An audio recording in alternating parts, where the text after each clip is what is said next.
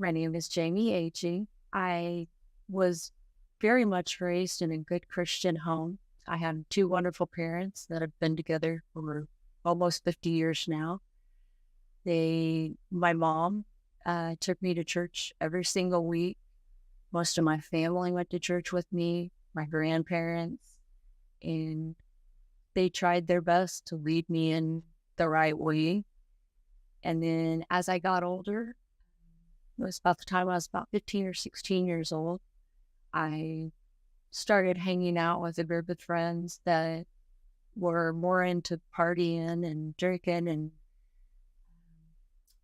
a lot of the girls that I knew were having sexual relations with their boyfriends and things like that. But I actually didn't get into that so much until later on.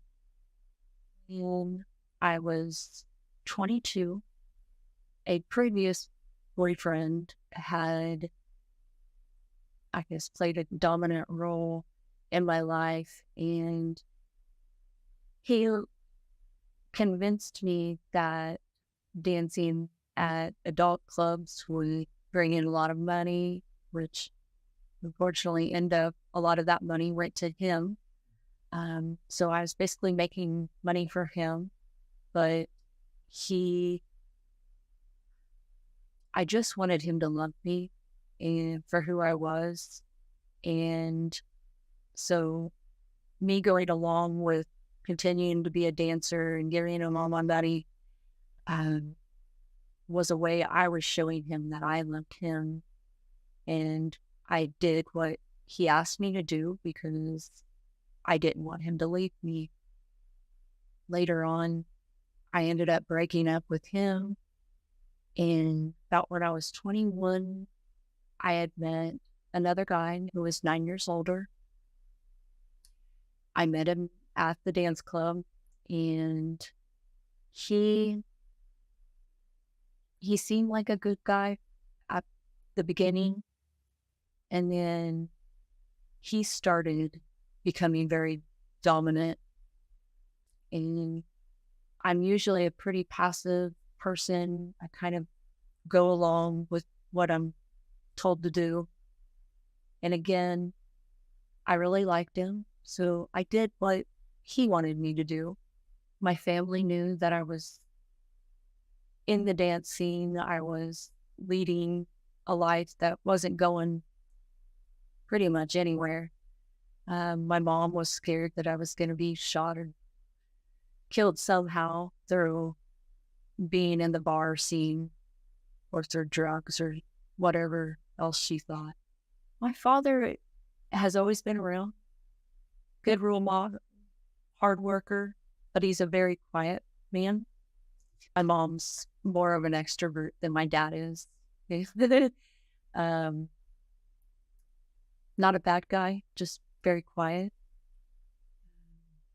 So, and maybe that's why I was drawn to the more dominant men. Taught me how to hunt, taught me how to fish, uh, trained me in volleyball. Well, both my parents did, very active in volleyball. Um, Good guy, just worked a lot. He'd get home from work and slept.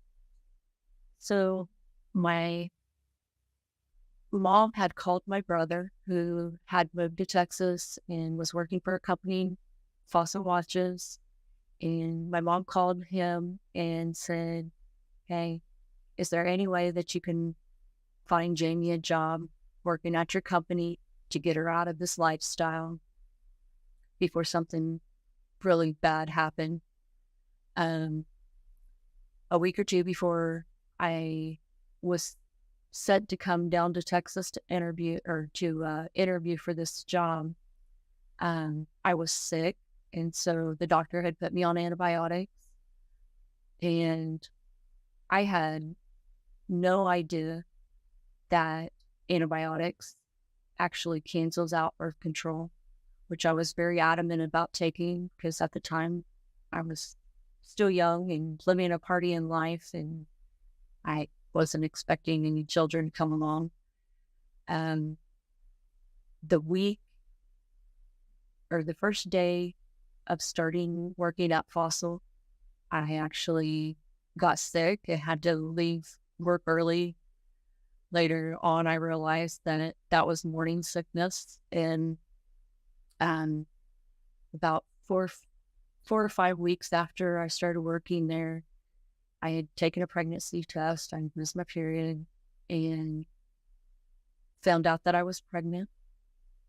And the guy, when I told him, he just said, we'll take care of that next week. And it was never really my thought or my opinion that I should have this child. Like, it was what he said goes. I also didn't want to disappoint my mom or my family, my brother, who had just got me this job.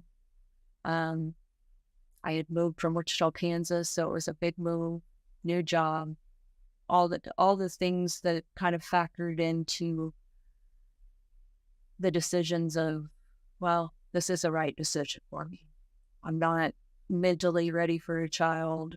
My lifestyle, even though I was working a normal job by then, I was still partying. It was kind of, what kind of mother would I have been? And I didn't allow myself to really take a step back and say, no, this is wrong. Which, if I would have, knowing my growing up and being in church, I knew it was wrong, but it was almost like it wasn't an option at the time, or that's how I felt at the time. My boyfriend at the time, he took me to the abortion clinic. I don't think it was a Planned Parenthood. I think it was just a standalone abortion clinic. I know where it is in Dallas, but I don't even remember what street it's on. I kind of, that was in 2003. So a lot of what I went through during that time period, I feel like I've kind of blocked out of my memory. And I'm usually really detailed and I remember a lot of things and details about it. But even that day, I remember my boyfriend, he took me to the abortion clinic, and the nurses there, even before I got into the room, just seemed still, or like sterile. There was no emotion behind it. I don't even really remember my emotions that I felt that day. I think I was just at the point, I was so numb from so much, I don't know, turmoil that I'd already been through from the time I was 16 to 22. I remember them showing me the baby on the screen. And at that point, I was 6 weeks already. And they asked me if I would change my mind. And I was like, no. And this is one of those things too, is I don't remember if they actually put me out or not, because I don't really remember anything else after that other than leaving the room. And my boyfriend, the nurse told me, well, you'll have to wait a few minutes because your boyfriend's sleeping out in the car. And I kind of remember him pulling around the building and picking me up, but I don't remember the rest of that day. I don't remember a lot that happened after that. For many weeks, I felt like I was just numb and just void of any kind of emotion. Like, I knew what I had done was wrong, but I wanted to forget it. I wanted to leave it in my past, not thinking that it would have any long-lasting devastation to my life. So I think when it would really, I don't know how soon after words, but anytime anybody would mention abortion, it instantly came up, and I would feel guilt, condemnation. But at the time, I wasn't connected spiritually with the Lord yet. So, and I did a lot of drinking, a lot of partying, and didn't really affect me too much immediately afterwards. It's affected me more since I was saved in 2006. I'm sorry, 2008. Again, I didn't, I think I almost didn't allow it to affect me immediately afterwards. I felt very numb. The only times that I would really think about is if somebody would talk about abortion or being pregnant or questioning whether they were going to have an abortion or not. Never really spoke up much about it. I didn't tell any of my family. I think it was probably a year later before I even told my sister, who was very close to me. And that was hard. Sharing it alone. There was probably maybe only one or two coworkers that I worked with that knew about it. Throughout that relationship with my boyfriend at the time, he started getting a lot more aggressive. We'd get a lot more fights. Probably at that point, I didn't respect him much after that. But again, I wasn't spiritually grounded at that point in my life. I think it was a year later, I actually ended up having to go in for a major ear surgery. And thank God my mom came down from Kansas, because my mom, when I woke up, told me that he was hungover and sleeping at his apartment. So he wasn't there. But when I first started working at Fossil, I had become friends with a guy named Robert. And it was interesting. We became really, really good friends. And he was the first person that I said that I wanted to call after this ear surgery when my boyfriend didn't show up to pick me up from the hospital. And then we actually ended up getting married. I got married to Robert about a year and a half later. And I told Robert about the abortion. And even though we were married at this point, he still wasn't in the mindset of having children. I really wasn't either. I didn't think about having children until I got baptized in 2008, May 14th. About 4 or 5 months after I'd been saved is when it really started flooding me with the guilt and the condemnation that I was feeling. I was going to church a lot more. Within the church, they would talk about abortion and, that it was murder. And I don't think that they were trying to cause guilt and condemnation. They were a very loving church, but it was something that I didn't share with anybody. So I kept it hidden. And so I was hiding my own guilt because I didn't want the other people in the church to think of me differently. I didn't want them to see me in a different light. I ended up going through Bible college through that church. And during the time that I was going to school, my husband was going with me too. And he still wasn't at the point, even after we got saved, of wanting to have children, just because he thought the world was too crazy to bring children into. And then we were living an hour away from our Bible college, and we'd gone into Bible college, and the next day we'd gone to church. And I was up at the front, and I was praying with this girl that I was mentoring at the time, and another woman Kathy Miller, she came up and started praying with me. And I'm praying in the spirit, and nobody knew that I had a desire to have children at that point.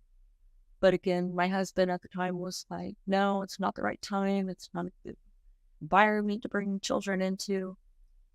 And while I was up there praying, was praying with me, and she just stopped and she said, the Lord's going to give you the desires of your heart. And on the way home that night, I had actually come across christaelisha's video. She was on Elijah's streams. It was the week before 4th of July last year. And she was talking about her upbringing and her mother having her and how she named her baby. And I can't remember if Krista talked about her abortions in that video or not, but I remember in my head naming my baby that was in heaven. And it was like, I named her, I felt like it was a girl, but I named her Raymond Nicole. And that whole month of June and July last year, I was studying like the backgrounds or the meanings of names. I had found out the way my name's spelled, and it's Jaime, but in French, it's Je t'aime, which means love. And my husband's name's Robert David. David means beloved. And so, and even our children that we do have, my two boys, we put a lot of thought into the meanings of their names. And so when I named my little girl Raymond Nicole, reading the word is how, and not just reading the word, but devouring the word every single day, has brought me a lot of victories in my life. And probably within the last 2 years is when I've really felt like that I gained back my own victory, and that he's really been working on healing my heart from all of this. And when I was reading in the word around that time, it was talking about the women of Zion rising up instead of being mourning that the children were dying, is to rise up, speak, use our voices to have the victory. And of course, Rhema means word. I was still going through a lot of my own feelings and my own emotions about the abortion. Like I said, it was probably atonement, September, October, that I really wanted to get the message out. I have felt robbed.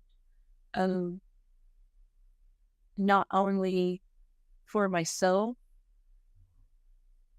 having a joy of having a daughter, loving that little girl.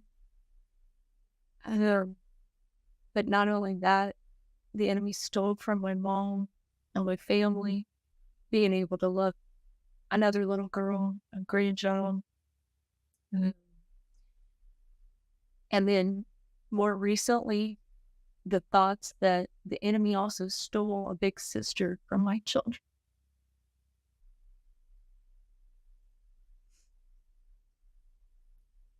And I actually had the privilege of meeting christaelisha at a Reawakened America tour in Frisco. And on her way to that conference, she had a vision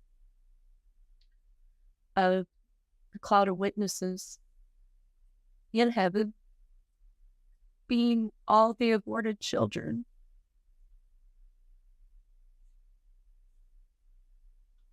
And them crying out, telling us, fight for us, don't let this happen to more people.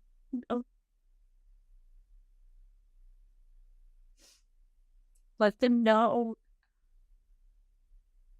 that it's not something that you can ever fully put out of your mind. Don't let the enemy continue to steal the children from this earth. The Lord gave us commission is to be fruitful and multiply, and knowing that they will miss out on so much. If I could talk to my younger self, I think it would have been, don't allow the enemy to lie to you. Don't allow the enemy to manipulate using other people or using the condemnation or the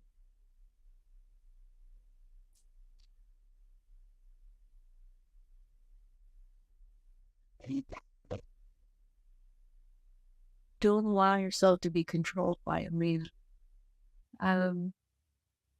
It's interesting. I actually had the opportunity to talk to my niece.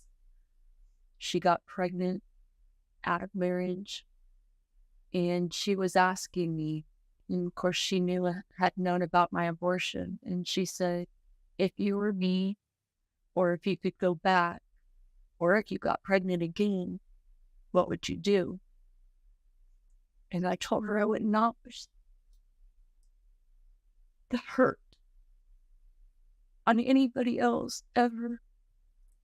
I'm so proud of her because she ended up having Hezekiah, the most precious baby.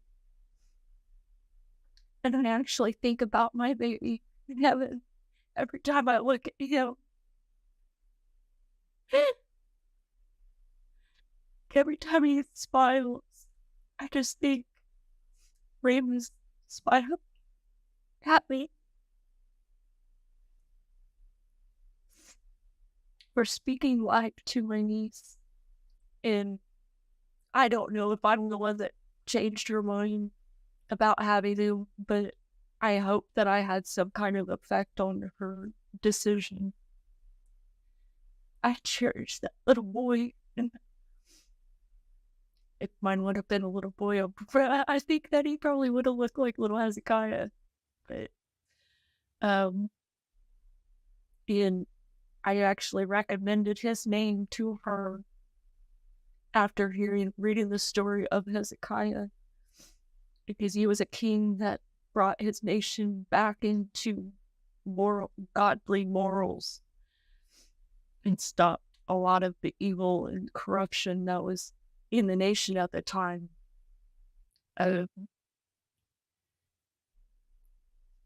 Through my niece having him, through me speaking out about the devastation and the loss that I've had, the Lord has been healing me every single time that I speak life to somebody else about it. If I share my story, I've been given a freedom. And just recently, I had gone on an interview, and people were talking about the excitement of Roe v. Wade being overturned. And I remember that day, I was outside watering my plants. My husband came out, and I started dancing with the water hose. I was so excited because I knew that would mean less women would not have to experience and go through all the hurt and pain that I have. And then, so during the interview, they were talking about how everybody was so excited about the overturning of Roe v. Wade, and I was definitely excited. I didn't want anybody to go through this hurt and pain that I experienced, or the guilt and the shame behind it that the enemy had continued over 19 years to put on me. I had also, at that moment, whenever somebody was talking about Roe v. Wade being overturned before it happened, the enemy kept lying to me and telling me, "You're a hypocrite. Was it okay for you to make that decision way back when, and it's not okay for somebody else to make that decision?" But it's just a lie from the enemy that he wanted me to continue to feel guilt and shame from it. And I still, up until 3 weeks ago, had not told my mother. I didn't want to bring her sadness. I didn't want her to be disappointing. And during this interview, I felt like the Holy Spirit just kind of put me on a spot, because Krista actually has been asking me to do an interview speaking my story since December, when she told me about her vision of the glory cloud. And I kept putting it off because I hadn't told my mother.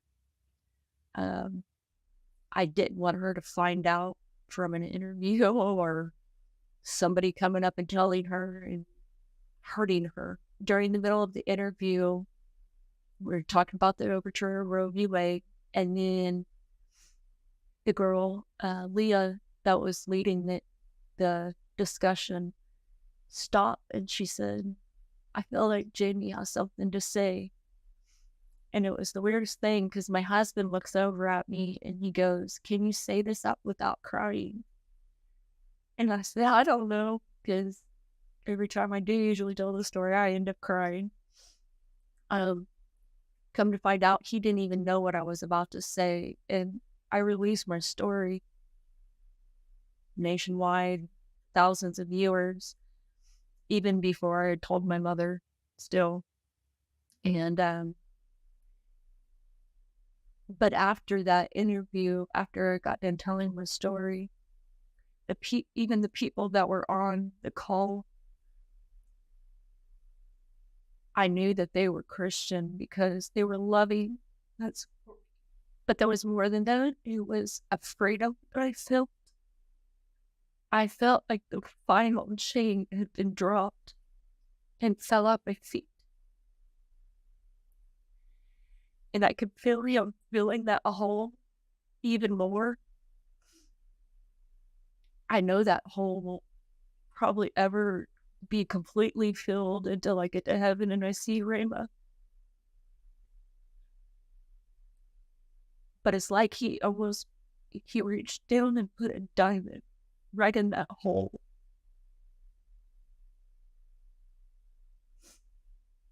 So that when the light comes out, it'll shine and just bring that rainbow cloud, or the glory cloud that I envision when I hear Krista talk about the glory cloud. I see lots of rainbows. And then the next day, I finally had the courage to tell my mother.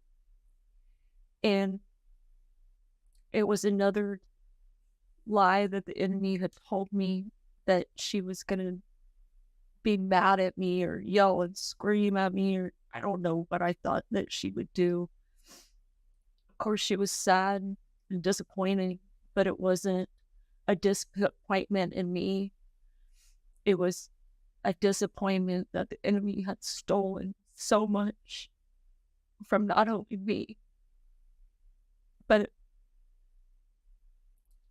honestly, I feel like the world, like, who knows what Jaimé would have done if she would have had a life and been born, and what kind of mantle she would have carried, what she had done for the Lord.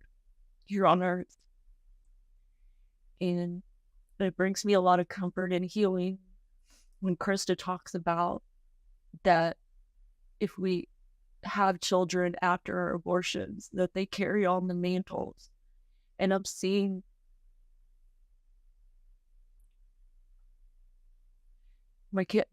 both my boys, Anna and Elijah, carry a lot of spiritual gifts on them.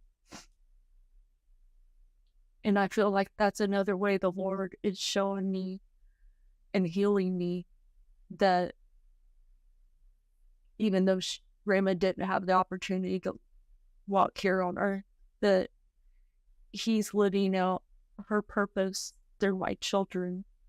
And it brings me a lot of joy and happiness that I missed out on. I'm sorry that I listened to the lies. And I feel like the Lord's already told me that she does forgive me.